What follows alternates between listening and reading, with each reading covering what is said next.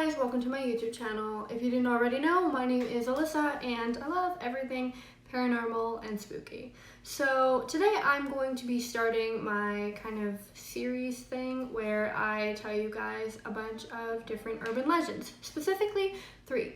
And today I'm going to be talking about 3 different urban legends from Latin American culture. So if you haven't already, make sure that you subscribe, turn on that bell so you get a notification every time I post a video, and leave a like if you like this video. Thank you guys so much for watching, and I hope you enjoy. So the first urban legend I will be talking about is the Chupacabra. So the Chupacabra was first reported in 1995 in Puerto Rico. Around 8 sheep were found dead, completely drained of their blood on a farm. Puncture wounds had actually been found on the sheep, and it appeared that something literally just sucked the blood right out of them. A few months later, in a town called Canovanas, which is also in Puerto Rico, another very similar case actually was reported, except it resulted in the death of 150 farm animals, having their blood all drained. All the way back in 1975, a satanic cult was actually responsible for very similar things happening to livestock. Pretty much all of the animals had very similar wounds. They had just been punctured and completely drained of blood, which is very scary.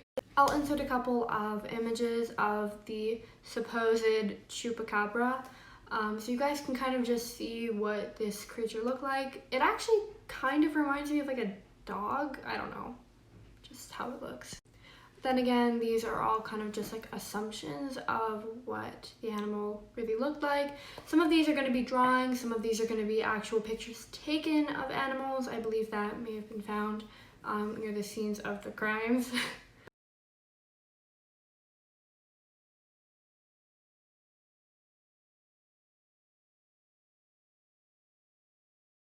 Not too long after the first reports of the Chupacabra in Puerto Rico, a couple of different countries had very similar situations where livestock animals or poultry and everything like that were actually being killed very similarly to the way that animals were being murdered by the Chupacabra in Puerto Rico.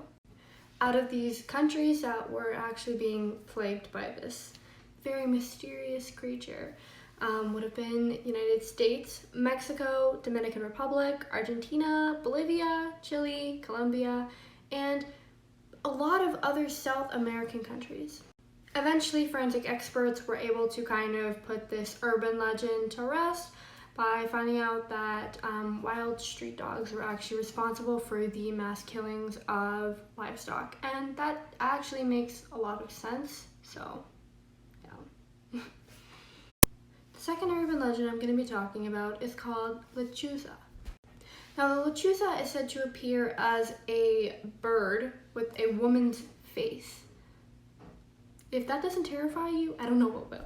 So, Lechuza are actually said to be witches who had sold their souls to the devil in exchange of dark and magical powers.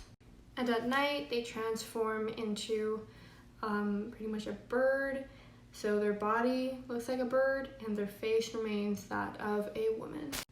So the Lechuza are typically found in wooded areas at night, and before they attack their victims, they are said to let out a very piercing cry or scream like that of a shrill, like a baby shrill kind of thing, which is fucking terrifying.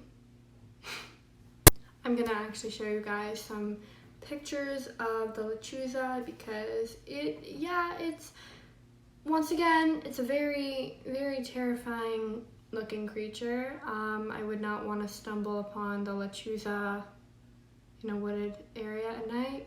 Definitely would not want to hear that piercing scream because that sounds fucking terrifying.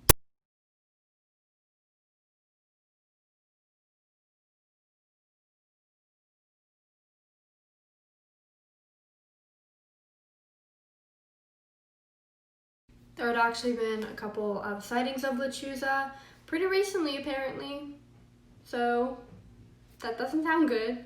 This legend had actually been also featured on a couple of news outlets, so there had actually been a couple of sightings of Lechuza pretty recently apparently, so that doesn't sound good. This legend had actually been also featured on a couple of news outlets, so I don't know about you guys, but I'm not sleeping tonight. So the last but definitely not least, this is actually my favorite urban legend, I think. It's so interesting. I don't know what it is about this urban legend. I've just always, the first time I heard it, I just was like, wow, that is cool. I don't know why I said cool. Like, it's scary, but it's very, like, it's an interesting kind of concept because I feel like there could also be different sides to the story. So, yeah. I believe that she had been driven crazy pretty much by this because she was so hurt by her husband abandoning her and leaving her with her kids. She pretty much drowned her 2 sons in a river. I had a cough that I had to get rid of, so I'm sorry for that interruption. So after drowning her 2 boys, she had realized what she had done, and she felt completely horrified at her actions, and she was just so upset. So she decided to walk along the river and look for her sons, and I believe she had called Mios, which is like my babies, my children. That's what it means in Spanish, sorry. I don't speak very good Spanish, but I believe that's what that means. After not being able to find her children, she had eventually committed suicide. So onto the urban legendy part of the story. So it is said that if La Llorona were to find kids roaming near the water or near a river at night while she is supposedly searching for her boys, she will mistaken your children for her sons, and she will ask them for forgiveness before dragging them to the river and drowning them. Something I find very interesting, it is actually said that if you hear like the weeping or crying of a woman at night, it is that of La Llorona if you're like near a river or something, you know. Something else I actually forgot to mention, the reason that she is still supposedly looking for her sons is because she was denied entry into heaven, and she's actually being forced to do that because she had been the one to murder them.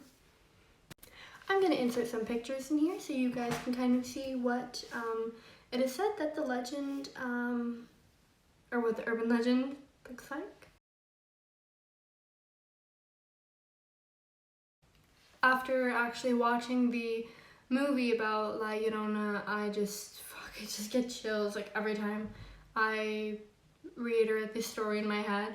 It's really interesting, but it's also very like terrifying. I believe it had actually been used to kind of keep children away from the rivers at night, in South America, obviously. And I'm pretty sure it would work because that's a terrifying story, and if I were to hear that as a kid, I would never go anywhere. I hope you guys enjoy this video. Please remember to leave a like if you did. I would really appreciate it. So the next part of this kind of series will be up soon, but make sure you give me a big thumbs up on this video. And thank you so much for watching. Bye!